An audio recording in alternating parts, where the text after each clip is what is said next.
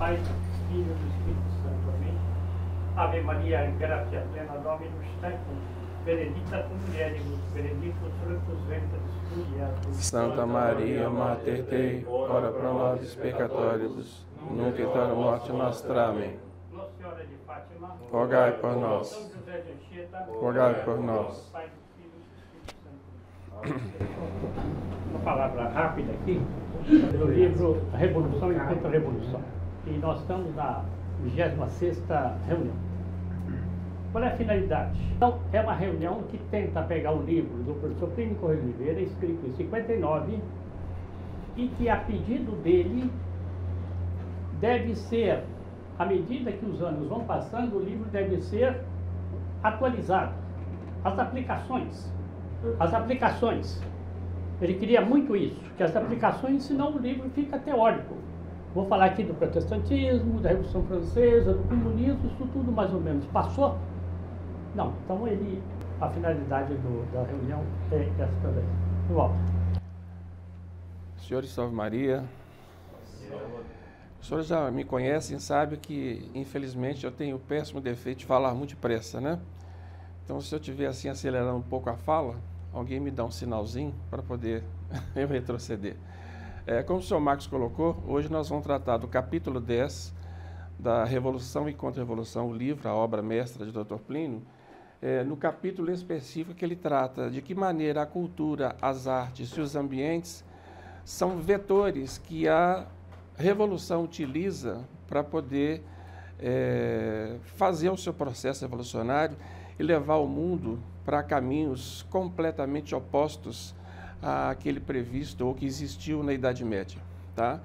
Eu peço ao senhor, então, assim, que não se preocupe, são só umas 50 lâminas. Estou brincando, são 12 lâminas, o assunto é bastante rápido e, obviamente, assim, pergunte à vontade. Eu procurei ilustrar da maneira mais próxima do tema, então a gente começa colocando aí algumas questões conceituais. É preciso que a gente saiba o que é cultura, o que é arte, o que é ambiente, na definição de Dr. Plínio, né? E com isso, então, nós vamos adentrando o tema, tá? Vamos? Primeira coisa, o que nós pretendemos aí hoje, nessa palestra de hoje? Que a gente tenha definido, ou pelo menos tenha consolidado um entendimento comum sobre o que é cultura, artes e ambientes. Segundo, o que nós vamos tratar aqui, existem várias opiniões filosóficas, acadêmicas a respeito desse assunto, mas nós vamos tratar segundo o prisma do professor Plínio Corrêa de Oliveira, no seu livro Revolução e Contra-Revolução. E a finalidade é que a gente chegue ao final da exposição consciente em qual cultura esse mundo, essa humanidade, a Revolução está construindo. E para essa construção, que tipo de oposição a Contra-Revolução deve fazer? Em frente.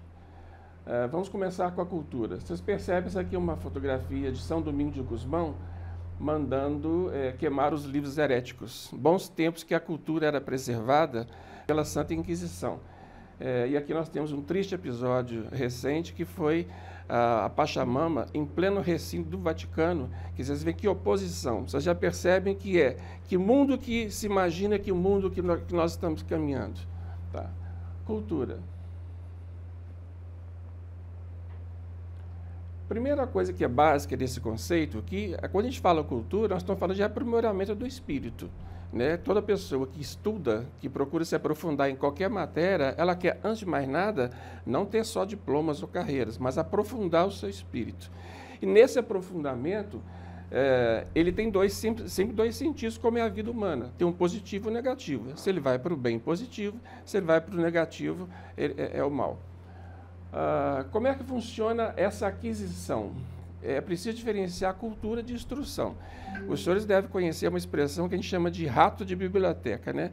Que é aquela pessoa que vai para a biblioteca e consome muitos livros e fala que ela é muito culta. Ora, o Dr. Plínio bate nisso frontalmente. Você pode ser uma pessoa muito lida, mas não quer dizer que você seja instruída. Muito instruído não quer dizer que você seja culta. Porque a instrução aí é o processo humano que nós temos toda leitura, toda observação da realidade que nós temos, tudo que nós conhecemos e adquirimos de conhecimento, nós fazemos através dos nossos sentidos. E a nossa inteligência, a nossa vontade, a sensibilidade assimilam isso. Para que isso aconteça, o homem, diante de qualquer realidade, ele tem um processo de reflexão. Depois dessa reflexão é que vem a assimilação. Como é que é a assimilação? Se aquilo que a pessoa... Vocês imaginam uma pessoa que lê um livro de 400 páginas. Eu diria que o instruído guardaria as 400 páginas do livro. Agora, o culto guarda do livro o suco dele. Isso é a cultura. Né? Então, o que interessa a gente saber é que essa pessoa que refletiu sobre aquele assunto e assimilou, assumiu as consequências ou impacto desse conhecimento na vida dele. Que adianta nós aprendermos sobre a Revolução Francesa, Revolução Protestante, Revolução Comunista, se nós não conseguirmos ver um nexo disso no nosso dia a dia? Que impacto isso traz para a gente? A pessoa que faz esse tipo de pensamento, aí sim, a gente diz que ela é uma pessoa culta. Vocês podem perguntar, como acontece com os povos não católicos? Porque a gente, quando fala em cultura, a gente imagina assim, a gente identifica o povo alemão, o japonês, o brasileiro, o italiano, o americano. Existem traços comuns em cada povo que singularizam ele.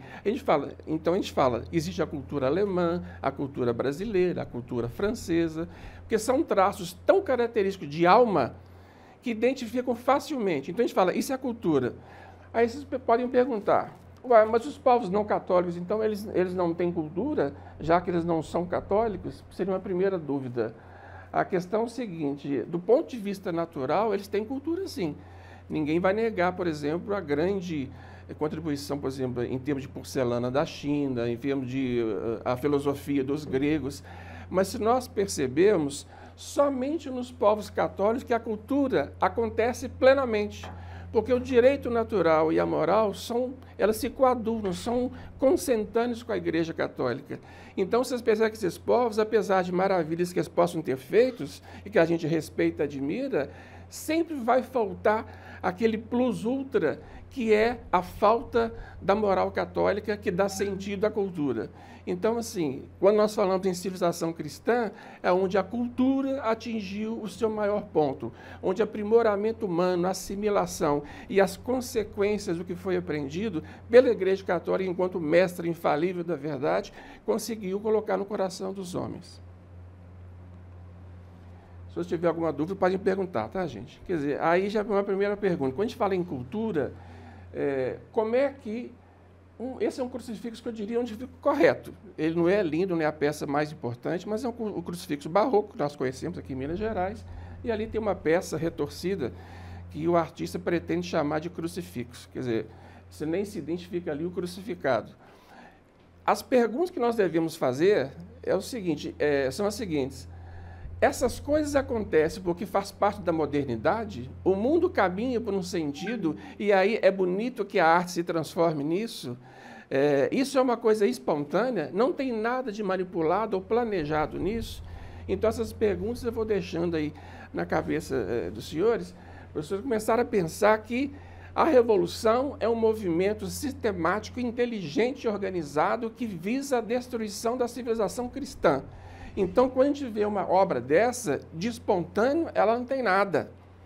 Modernidade é você assumir os progressos científicos que a medicina, a ciência vai trazendo. Agora, fazer da modernidade um baluarte para destruir a arquetipia que Deus criou no universo, porque quando você vê uma obra dessa, você identifica a cruz e o crucificado, Nosso Senhor Jesus Cristo, e a sua fisionomia.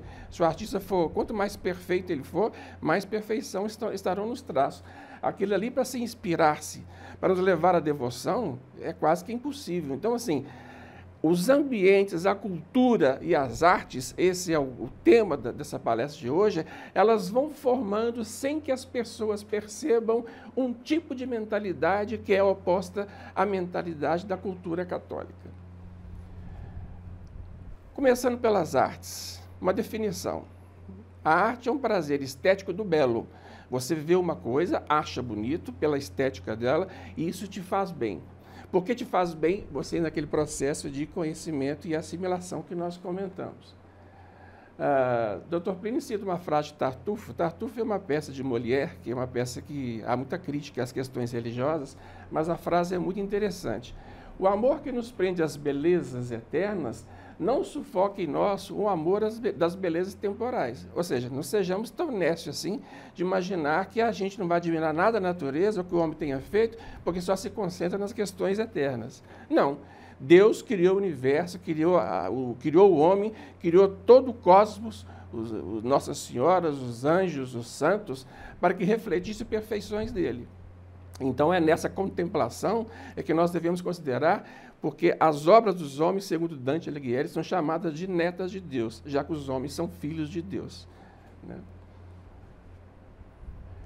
Como eu havia dito, o direito natural e a moral católica se coadunam inteiramente quando nós falamos aí com o belo, o bom e o verdadeiro. Você se lembra que os 4 elementos fundamentais do ser, segundo Aristóteles, é o belo, o bom, o verdadeiro e o único, o uno, né? Então, esses 4 conceitos, porque a beleza não é uma coisa assim, eu acho isso bonito, até a palavra acho já é negativa, né? Existem considerações filosóficas. Algo para ser belo tem que ter, são 3 critérios, tem que ter perfeição e integridade, quer dizer, você não vai achar uma obra inacabada bela porque não falta a parte dela, ela não está íntegra ainda. Ela tem que ter proporção e medida, quer dizer, ela tem que estar adequada nas suas harmonias para que a peça forme um todo agradável, e ela tem que ter clareza e esplendor. Faz parte da beleza que elas reflitam esse lado bonito da graça, da virtude de Deus, de ter clareza e esplendor. Então, assim, a gente quis definir o belo, professores têm assim, a noção exata de que nós estamos falando em oposição ao que a Revolução tem feito de feio, de horrendo e de mal. A Revolução resolveu, desde o começo não sei se os senhores se lembram, quem já estudou, em 1914, quando surgiu o primeiro movimento nihilista artístico no mundo, foi logo antecedente à Primeira Guerra Mundial, depois vieram os surrealistas, depois os cubistas, depois os fauvistas, e foi caminhando. Hoje nós temos aí, tem neoconcretos, desenvolvimentistas, abstracionistas. Se senhores perceber, todos esses movimentos artísticos, passo a passo, eles foram negando aquilo que era conceito de beleza, arte até então. Inclusive os pintores, os artistas daquele movimento de 1914, eram todos comunistas, eles diziam isso. Nós estamos revoltados com essa sociedade burguesa que só produz coisas atinentes à beleza, nós queremos agora fazer a transgressão. Nós vamos ser imorais ou amorais, quer dizer, estaremos acima da moral católica. Por quê? O artista, para se expressar, ele tem que ter liberdade para poder criar o que ele quiser. E se ele ficar atado à direita, às questões morais, ele não tem condições de criar completamente. Você percebe a asneira, o erro e a transgressão que houve nisso. Eu me lembro que uma vez eu perguntei para uma artista em São Paulo, eu falei assim, por que vocês adoram tanto essa palavra transgressão? E ela está sempre na esquerda. Eu disse, Walter, ela só acontece na esquerda porque na direita não tem transgressão. Você tem que fazer as coisas todas segundo a moral. Quer dizer, foi contundente, né? Então, assim, é também mais um ponto para os senhores assimilarem, para nós entendermos esse processo de construção ou destruição de uma civilização através das artes, dos ambientes e da cultura. Essa é uma outra fotografia que eu quis comparar também, em termos de ambientes. Vocês percebem o que eu fiz aqui de errado? Ali está a sala do Reino de Maria, um pedacinho só dela, porque eu não consegui uma fotografia maior que coubesse aqui. Então, quando a gente fala ambientes, nós estamos falando de ambientes de todo tipo, tá, gente? Você tem um ambiente familiar, você tem um ambiente de uma sala, você tem esse ambiente aqui da sede que nós convivemos diariamente, aos domingos pelo menos, você tem um ambiente de um liceu literário, você tem um ambiente de uma faculdade, de uma escola, você tem um ambiente urbano. Então, assim, os ambientes é tudo que cerca o homem, com uma série de características que circunda. Então, quando a gente fala um ambiente de uma sala, além de essa sala reflete uma mentalidade de quem a construiu. Então, vocês percebem a oposição entre uma sala, que o Dr. Plínio chama da sala do Reino de Maria, como a sala da ONU, que foi inaugurada em Bruxelas, na Bélgica. Quer dizer, é uma sala com um teto, que eu não sei o que é aquilo, parece que um hecatombe de cores explodiu sobre a cabeça das pessoas. As pessoas não têm hierarquia nenhuma, é sempre em forma de círculo, não tem liderança, igualitarismo presente, e feia, sem cor.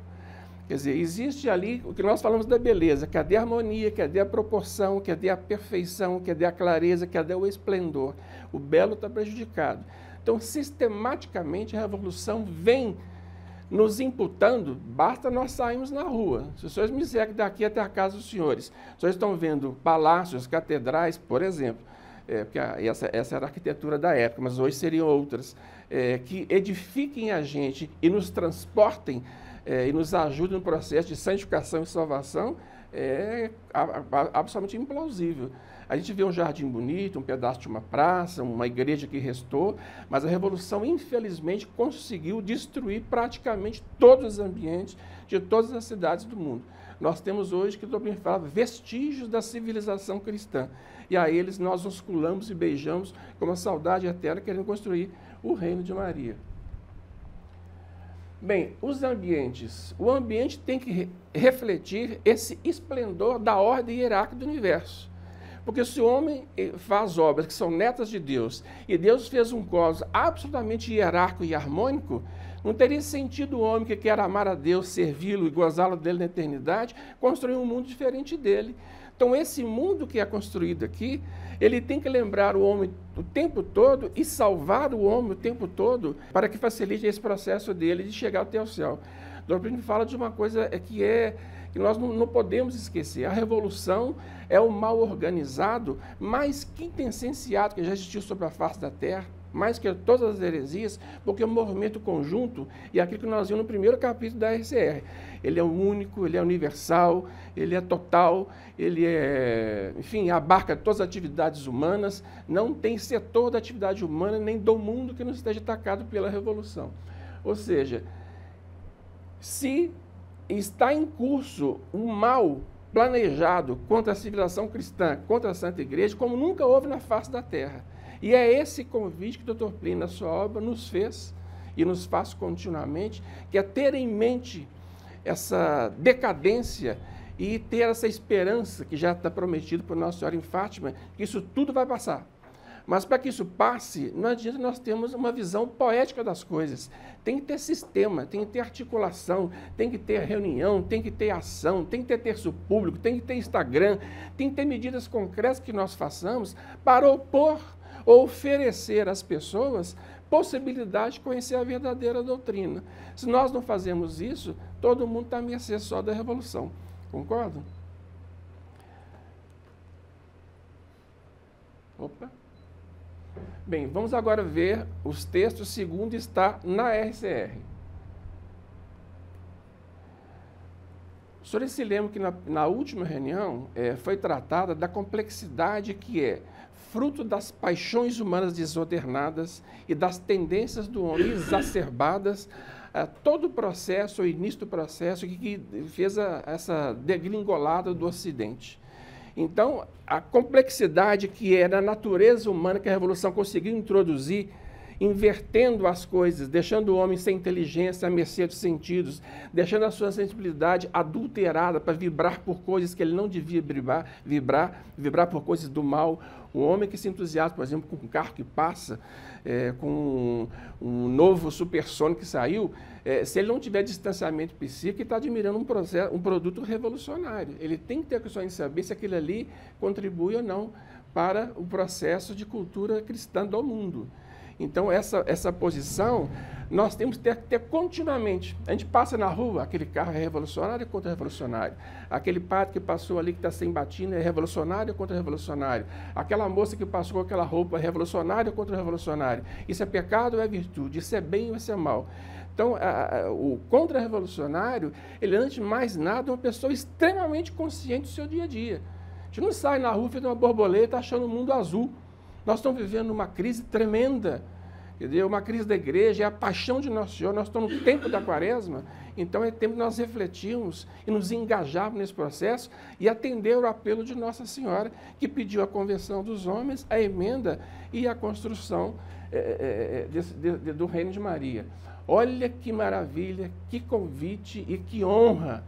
Vocês imaginam o mundo, eu sempre penso assim, a quantidade de gente que existe, são 8 bilhões de habitantes nesse planeta, a gente não consegue imaginar isso. Desses milhões de pessoas, desse incontável contingente de número, Nossa Senhora escolheu os senhores, nós, eu, para estarmos aqui hoje, nessa sala, discutindo essas coisas, ouvindo esses temas e entendendo a crise do mundo. Os senhores podem aquilatar o grau de honra que representa isso e, ao mesmo tempo, o grau de responsabilidade, porque tudo aquilo que você conhece, você se torna refém. Não é isso? Quando diz o Perrine, você se torna responsável por tudo aquilo que cativas. Então, eu sempre falo que, na consideração da história do plano divino, de imaginar que agora os anjos nos escutam, que quando 2 ou mais estiverem falando em nome de Nosso Senhor, Ele estará entre nós, é o que diz o Evangelho, nós temos que pensar que, sim, essa realidade honrosa traz de nós compromissos também bastante altos, né? Então, nessa descrição que nós fizemos, eu coloquei fotografias quase próximas das cores, para os senhores sentirem como é que é a oposição. Em qual ambiente urbano os senhores sentem que a aspiração ao céu fica mais cogente? É uma pergunta assim, é meio óbvio, né? Mas não aquilo é uma fotografia de Seul, aqui é uma fotografia de Bruges. Bruges, que inclusive é uma cidade protestante, hein? Mas, enfim, o influxo da Igreja Católica chegou nessa arquitetura em tempos áureos, quando isso ainda dominava, né? Mas vocês percebem que aquilo que nós falamos, o ambiente, a arte que foi colocada nesse tipo de ambiente, e a cultura, a mentalidade que graça dessas duas oposições, são coisas que favorecem ou não favorecem a santificação. Aí você percebe o estrago que a Revolução fez, que sai de uma cidade dessa para chegar naquela, podem dar os argumentos que eles quiserem, superpopulação, necessidade de moradia, questão de custos, aumento da população terrestre, não justifica. É a opção em fazer o feio, o horrendo, o mal, para destruir as mentalidades e os corações dos homens. Em relação às artes, na ECR, quanto às artes, Deus estabeleceu, os senhores percebem que quando nós dissemos que o processo de aquisição de conhecimento do homem se dá pelas suas faculdades, né? pela sua inteligência, pela sua visão, pelo seu tato, pelo olfato. Então, nós temos, em função da nossa sensibilidade, connaturalidades com aquilo que nós apetecemos, com aquilo que nós gostamos. Se você tem a tendência a apreciar ser um bom gourmet, ter um cheiro de uma comida agradável, esse cheiro te traz uma sensação boa. Você gosta de ver o mar profundo e distante, você vê o mar, essa connaturalidade sua vibra com isso. O que a Revolução fez? Sabendo que Deus colocou naturalmente essas connaturalidades entre cheiros, sabores, perfumes, sensações, isso tem que estar bem claro para os senhores, porque isso não pode ser no ar, é uma coisa que está concreta. Né? Essa sala tem um tipo de ambiente que ela tem que nos influenciar. Eu sempre comento, se você chegar aqui e já ver 2 alabadas, já percebe que o ambiente é outro tipo de ambiente. Então, isso nos influencia. Tem que ter consciência disso. Então, a Revolução pegou essas connaturalidades e começou, sem que as pessoas percebessem, e é um processo que começou principalmente desde do pseudo-humanismo, da Revolução da Renascença, porque ali foi a revolução que mais se conseguiu mexer nas tendências sem que as pessoas percebessem. Nós já tratamos das tendências aqui, aquela coisa, a tendência, aquele impulso natural profundo que nós temos, que nos faz apetecer coisas. Com o pecado original, nós apetecemos as coisas boas, mas infelizmente também apetecemos as coisas ruins, as coisas pecaminosas. As coisas virtuosas cumpre a gente incentivar, as coisas pecaminosas cumpre a nós coibir. Não é isso? Isso que a igreja ensina. E aí eu estou para dar um exemplo, né? As modas que surgiram na Revolução Francesa já denunciavam esse espírito de efervescência revolucionária que se queria dar na Revolução Francesa. Você percebe que os sans-culottes, aquela roupa que eles usavam, o barrete frígio, aquele chapeuzinho, aquela calça curta, aquilo já era uma quebra, uma ruptura da indumentária tradicional que destruía, entendeu? Já aquela ideia, aquele status de nobreza que a França, durante 200 anos, conservou no seu ancien regime, com tanta delicadeza, com tanto esplendor.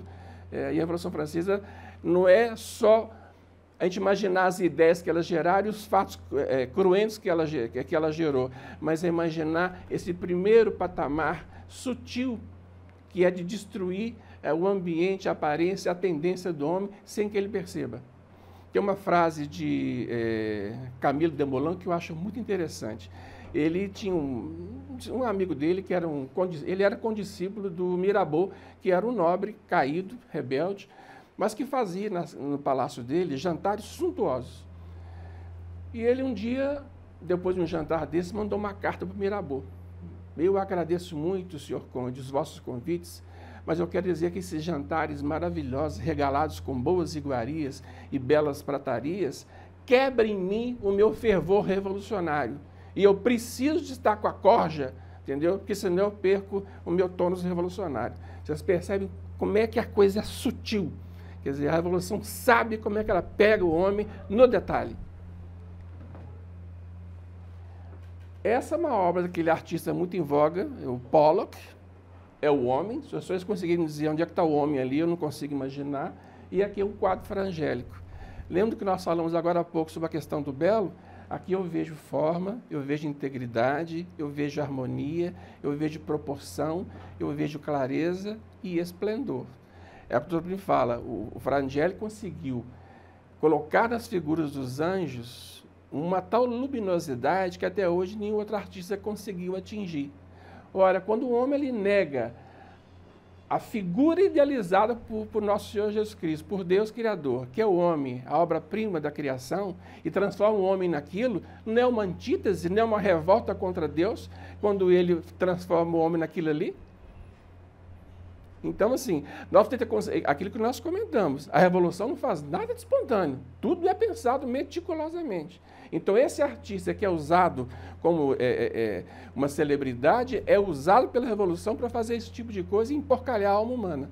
Porque aquilo ali conduz a quem? Ao reino de Satanás, não vai para o reino de Maria isso aqui. Os ambientes. Bem, aí é a consequência.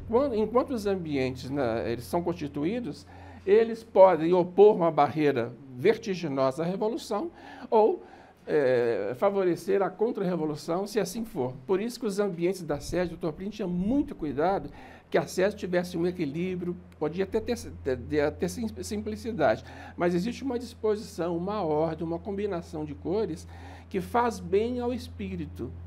Então, quando os senhores entram sempre numa sede, como entraram agora no simpósio, recentemente lá em São Paulo, na sede do Reino de Maria, eu imagino que se for como eu tive, por exemplo, se tiver um choque. Porque ali, tudo foi pensado por Dr. Plínio e os seus imediatos que ajudaram, desde a madeira do chão, a corrente que circunda a sala dos alardos, a cor do lambri, o tipo de papel, não é papel, é pano, a cor da capela, enfim, a própria sala do Reino Maria, que é a apoteose da sede. Ali foi feito para que a gente tenha uma descarga de contra-revolução simbólica e tendencial e dar aquela respirada. Eu não sei se isso é sentido, mas quando eu estou na sala do Reino de Maria, as janelas estão fechadas, a impressão que eu tenho é que eu estou em outro mundo. A gente esquece o barulho lá fora, esquece aquela confusão, porque é um tão ambiente de graça, quer dizer, é um ambiente forjado intencionalmente. Aí percebam, o contra-revolucionário não é um bobinho, é uma pessoa que estuda, que se aplica, que cria método, que ao fazer o ambiente tem critério. Ali está em vista a salvação das almas, então, assim, quais são os recursos que Deus colocou à disposição do homem para que ele possa formar um ambiente à imagem e semelhança dele. Aqui é uma via sacra, a Semana Santa em Sevilha, e ali uma manifestação de metalúrgicos no Chile. Vocês percebem a desordem, quer dizer, nesse capítulo nós estamos falando. Se a cultura, as artes, os ambientes formam mentalidades, formam estados de espírito, vocês percebem que a revolução incentiva todo aquele estado de espírito e esse aqui jamais. Hoje, infelizmente, há muita fé, graças a Deus, há pessoas que se emocionam nessas coisas, mas muita gente vai por turismo. Quer dizer, então, assim, que bom que isso aqui não dá glória a Nossa Senhora, glória a Deus. Entendeu? Mas, assim, o desvirtuamento já existe aqui também. Então, a gente tem que admirar e repudiar o lado ruim. Bem, aí o fecho desse capítulo, onde Tolkien fala o papel histórico das artes e dos ambientes no processo revolucionário. Vocês percebem, se nós entendemos corretamente essas influências subretícias, subliminares, que a Revolução faz no ambiente, na arte e na cultura, nós conseguimos entender como é importante a contra-revolução tendencial simbólica. Essas foram uma das reuniões que nós fizemos lá atrás. A gente pode voltar, se vocês tiverem dúvidas, e falar um pouquinho mais sobre isso também. Mas a contra-revolução tendencial, ela é tão mais importante que é o que ele afirma. Se a gente fechasse um partido político, por exemplo, o Partido Comunista, o efeito seria menor. Porque essa atuação massiva na mente das pessoas, esse bombardeamento de uma revolução constante na frente dele, afasta o homem, se ele não tiver exercício, e não tiver ajudado pela graça do terreno de Deus. Então, senhores, assim, eu falei que ia ser rápido, e realmente é rápido. Vocês percebem que a humanidade, ela caminha, isso aqui são totens pré-históricos, onde homens caídos já conceberam uma visão do demônio, muito parecido com a arte moderna de hoje, né? Você imagina, tem mais de 4.000 anos e tem o mesmo aspecto. Quer dizer, a gente não pode imaginar que a revolução, o grande artífice dela é Satanás. Assim como a grande mestra, o ponto central da contra-revolução é a Nossa Senhora. Então, a luta que São Miguel Arcanjo iniciou no céu, quando ele bradou "Quisite Deus" e defendeu a Nossa Senhora, nós somos continuadores dessa luta. Porque nós estamos no momento que existe a triste opção dos homens optarem contra Deus. E nós somos aqueles que estamos querendo dizer para Nossa Senhora sim. Eu me lembro num simpósio que eu participei, quando eu tinha idade, senhores, mais ou menos, o doutor Bim terminava o discurso falando exatamente isso. Meus filhos, digamos a revolução, não, e a Nossa Senhora sim, e vamos para a vitória. Essa é uma foto lindíssima, porque o pessoal da TFP americana, os membros do grupo de lá, publicaram esta semana. Nosso estandarte ecoa até a eternidade. Ou seja, a cruzada lançada por Dr. Plínio já está na rua, já está na cidade, já está nos campos, já está em todos os lugares. E esse convite perene que Nossa Senhora nos faz no interior da alma de cada um, continua presente, capitaneado por ele. Que gratidão nós temos a esse homem que respondeu uma graça e que trouxe para a gente essa visão. Nada que eu estou dizendo para os senhores aqui é meu, é tudo dele, está no livro Revolução e Contra-Revolução. Como é que nós conheceríamos essas coisas se não fosse esse homem? Então é uma fotografia lindíssima, é esse grande convite, e eu espero que, se os senhores tiverem alguma pergunta, alguma coisa, estou às ordens para responder. Bom, o senhor comentou que há um processo planejado pelos maus para perverter a sensibilidade. E realmente o jovem hoje é muito afetado por isso. Mas o jovem que quiser dar um passo na contramão disso, qual seria o primeiro passo? O que o jovem teria que fazer? O primeiro passo é uma coisa que nós só podemos rezar, né? É uma graça de Nossa Senhora no íntimo de cada um. É um processo que a gente chama de conversão. Eu me lembro quando eu li a primeira vez Revolução e Contra-Revolução, e várias pessoas que eu conheço também tiveram essa mesma coisa, eu me lembro daquela constatação. Então essa bagunça toda tem explicação, essa confusão que eu nunca entendi tem sentido. Então o rumo que o mundo pode tomar pode ser diferente, porque a gente, vocês imaginam, a gente está no trabalho, nasce numa família com todas as idiosincrasias próprias, então a gente não consegue ter essa luz. É preciso ter uma teoria do Dr. Plínio que é muito bonita, a teoria dos planetas e dos satélites. Existem homens que são mais, assim como existem os santos, que Deus deu a missão dele de suportar uma série de satélites. Vamos dizer que nós somos pequenos satélites que giram em torno dessa grande constelação, porque Nossa Senhora, através dele, nos convidou para participar desse movimento. Então, esse primeiro movimento é um movimento de conversão. Da nossa parte, nós que representa 1%, porque 99% quem faz é Deus, é a graça, é a Nossa Senhora, nós temos que ser instrumentos úteis. Por isso que essa reunião de domingo, a presença dela é importante, a assiduidade dela é importante. Se os senhores têm dúvida, perguntem. Se não tem, mandam na hora, façam por escrito depois. A participação do nosso Instagram. O nosso Instagram está precisando hoje de voluntários para poder redigir textos, inserir as coisas, editar vídeos. São várias operações. O senhor Plínio está ali, visita com Nossa Senhora, a imagem de Nossa Senhora, diversas famílias. Nós temos atividades que demandam o nosso empenho. Quer dizer, a causa, Deus pode fazer o que Ele quiser no estalar de Deus, Ele não precisa de ninguém. Mas Ele quis, por um ato de misericórdia, querer precisar da ajuda do homem. Então, esse 1% honroso da nossa participação, nós devemos fazer tudo. É o que o santo que se imolou e virou mártir, ele fez. Chegou uma hora que, ontem nós colocamos o artigo, né, Sr. Guilherme? O martírio, todo mundo quando pensa nele, pensa numa questão muito heróica. Nossa, essa pessoa enfrentou a morte mais atroz e foi um grande herói. É o que o Dr. Plínio fala, antes desse heroísmo tem a virtude da sabedoria, a virtude do amor à verdade, da verdade absoluta, da verdade integral que só existe infinita em Deus. Então, se nós estamos buscando o caminho, nós, enquanto instrumentos, temos que ser eficientes. Então, não ter preguiça, não ter moleza, não deixar as orações da manhã para a noite, entender esse jogo e estar continuamente, o homem jovem como os senhores são, não é um homem risonho, ele, antes de tudo, é um homem sério, porque a vida é muito séria. O que está em jogo aqui, em primeiro plano, é a nossa salvação. Nós estamos andando em cima de um oceano de gelo fino, que embaixo tem inferno e em cima tem o céu. Se nós não bobearmos, esse chão se abre e nos engole. Esse é o grande desafio, o grande dilema do homem. Se nós não pensamos isso continuamente, bem-aventos dos novícios e não pecarás eternamente, é a frase do Evangelho, aí nós não estamos entendendo nada. Nossa Senhora concede a algumas pessoas mais do que o processo normal de santificação. O ideal de lutar pela civilização cristã, pela Santa Igreja, faz com que a santificação, a salvação da alma, propriamente dita, seja uma consequência, não é o leitmotiv.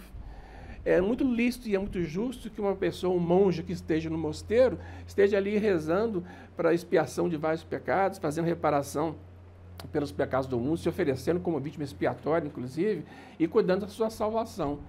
A nós vem um convite: vá às ruas, vá às praças, vá nas escolas, vá na sua universidade, no seu ambiente familiar, junto aos seus amigos, rompa amizades que são ocasiões próximas de pecado, entendeu? Porque a causa precisa de soldados, de cruzados, de cavaleiros vigorosos. Não dá para ser frouxo.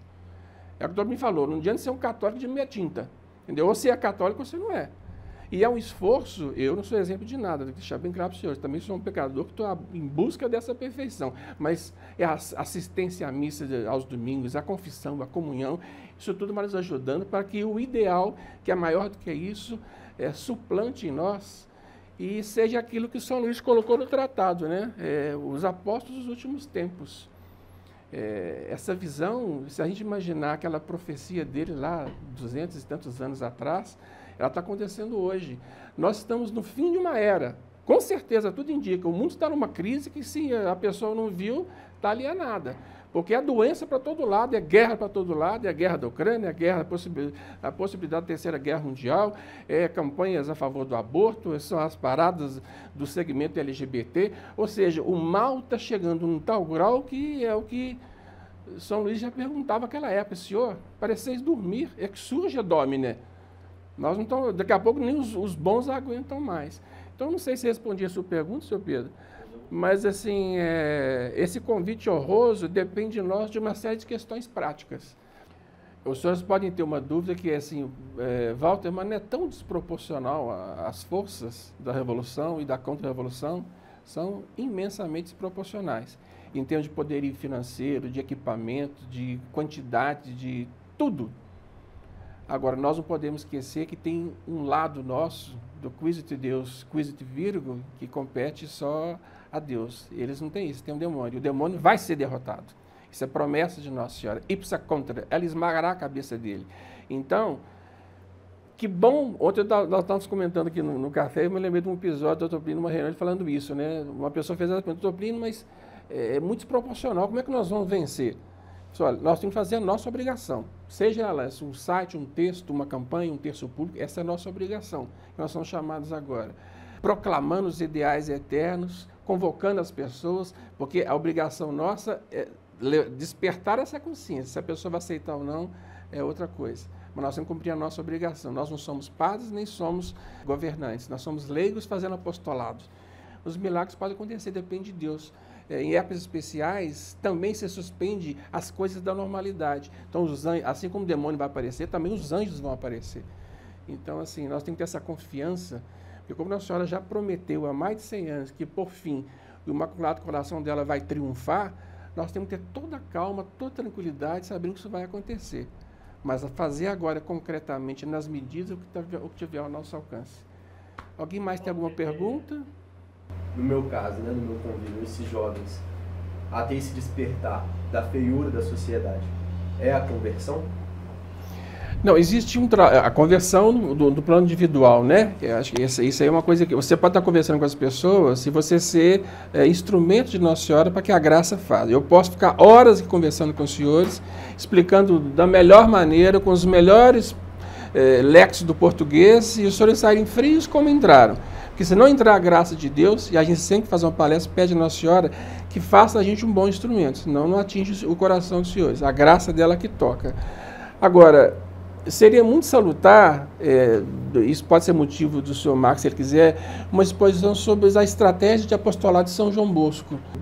O senhor se lembra, trabalhava com estudantes e ele ficava de longe observando e elaborando quais eram as estratégias que deveriam ser feitas para separar o joio do trigo, os bons dos maus, a virtude do pecado.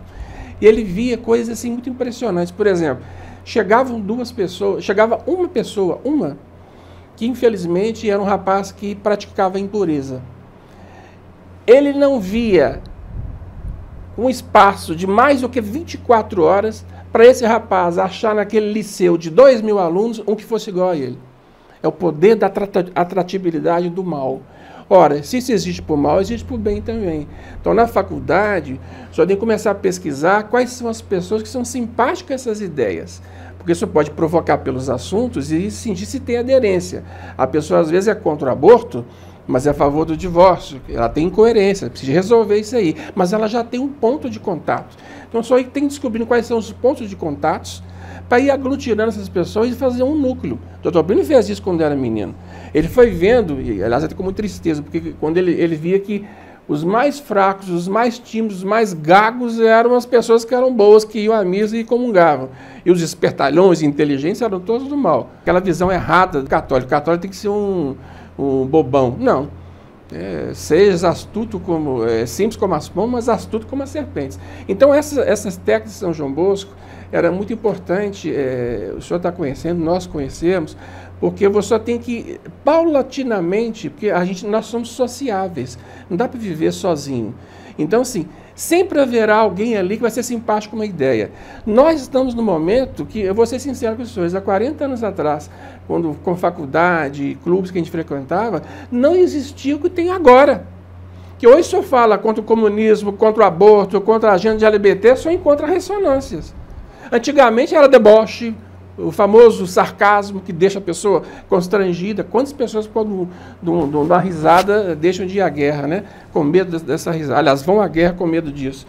Então, assim, procurar essas aderências, colocar os assuntos, ser mais ousado. Dá para criar uma paginazinha de jornal. Nós já temos o nosso Formação em Contra-Revolução. Ele é o gancho que eu prendo essa pessoa, apresento para ele, deixo com ele um santinho para ele se inscrever no nosso Instagram e no nosso WhatsApp. Então, assim, ir congregando aos poucos essas pessoas. Eventualmente, algumas ações maiores. Por exemplo, está em votação na Câmara em Minas Gerais um projeto que prejudica a vida. Nós devemos ir lá, entendeu? Convidar pessoas para ir conosco, para poder participar do movimento. É um processo de conscientização paulatina. Por isso que eu falei, é uma honra grande que a gente está em conhecer essas coisas, mas uma grande responsabilidade. Porque o senhor começa a perceber, e aí vem aquela coisa maravilhosa que é a sede das almas de Nosso Senhor, né? Tem sede, quer dizer, você quer comunicar isso, o apostolado é isso, por isso que o católico é apostólico, né? Ele tem que fazer isso, não por obrigação, mas já por essa sede de alma de querer salvar as pessoas. Então, assim, não sei se eu consigo responder integralmente, o senhor Marcos pode me ajudar, o senhor Guilherme levantou a mão ali, mas eu diria assim, procurar os semelhantes, pontos de contato, e fazer algumas incursões, às vezes corajosas, entendeu? Que seja por escrito, criar um grupo de WhatsApp, linkar com a nossa Formação em Revolução. Eu acho interessante a sua pergunta, porque assim, a luta da contra-revolução é, como o doutor Plínio diz, não é uma luta nas nuvens, ela é concreta nos dias de hoje. Então, o que eu posso fazer concretamente hoje? Senão você fica parado e achando que não tem o que fazer, né? Muito obrigado. Agradeço muito. O senhor Walter disse também interessante sobre as incursões. Por exemplo, o senhor não vai colocar a matrícula do senhor em jogo, mas se um professor diz algo contrário à fé, alguma coisa assim, às vezes muitas pessoas não concordam com o que ele disse, mas tem medo de levantar uma objeção, medo de talvez não ter apoio certo. O contra-revolucionário não deve ter medo disso, deve simplesmente se posicionar. E a partir do posicionamento do senhor, muitas outras pessoas que não tinham coragem, ou que concordavam e não falaram, ou vão procurar o senhor, ou até mesmo quando o senhor estiver fazendo essa preparação, o professor, o senhor vai percebendo as fisionomias, a reação das pessoas, então depois o senhor ir atrás. E foi assim que o Topini fez, começou o grupo, os poucos seguidores dele, e assim virou essa TFP, que está pelo mundo hoje. Foi de pouquinho a pouquinho, de grão em grão. O Topini foi analisando muito bem, selecionando aquelas pessoas para de fato fazer esse combate. E nos Estados Unidos, por exemplo, a TFP americana eles têm um jornal, então eles vão nas universidades, fazem panfletagem, fazem textos públicos nas universidades, enfim. Então, mas o primeiro passo para o senhor é esse mesmo, é ir recrutando as pessoas e futuramente nós vamos, quem sabe, organizar um texto público nas faculdades. E é isso. E estamos abertos às ideias também, porque quem está no próprio meio, no ambiente, na massa, percebe oportunidades, entendeu? E aí está atento a isso aí, porque quando surge a oportunidade, a graça vem junto. Entendeu? Por exemplo, na UFMG é muito comum, às vezes, ter exposições de arte dos próprios alunos, peças de teatro, etc. E a maioria das vezes essas coisas são blasfêmicas. Quando é muito puxado, sempre tem moralidade, mas algumas é mais puxado ainda. Então, por exemplo, receber essa ocasião, nós podemos organizar um texto, nós podemos fazer uma campanha, divulgar uma campanha no Instagram, olha, a UFMG está fazendo isso, vamos lá na porta da faculdade. Então, perceber essas ocasiões e botar a boca no trombone. Exatamente. Isso que o Guilherme falou é muito importante. Existem muitos que são medrosos, e é o normal das pessoas, porque o ambiente é todo hostil. Mas quando um se levanta, devagarzinho, esses semelhantes vão chegando juntos. Ah, gostei daquilo que você falou, eu não tenho coragem, mas eu... Entendeu? Então é assim que vai funcionando. No dia que você perceber, já tem um, tem dois. O importante é começar. Começando a pessoa e dar as graças necessárias. A gente não sabe, fez o Don Quixote, né? Espadachim maluco vai dando espadagada em moinho de vento, né? Por isso que as coisas têm que ser planejadas, pensadas, discutidas. Enfim, agora, o professor falou uma besteira enorme, a oportunidade é aquela, né? Se eu posicionar e falar alguma coisa. Agora, nós não podemos esquecer que tem um lado nosso, do Quisite Deus, Quisite Virgo, que compete só a Deus. Eles não têm isso, tem um demônio. O demônio vai ser derrotado. Isso é promessa de Nossa Senhora. Ipsa contra, ela esmagará a cabeça dele. Pai, Filho do Espírito Santo, amém.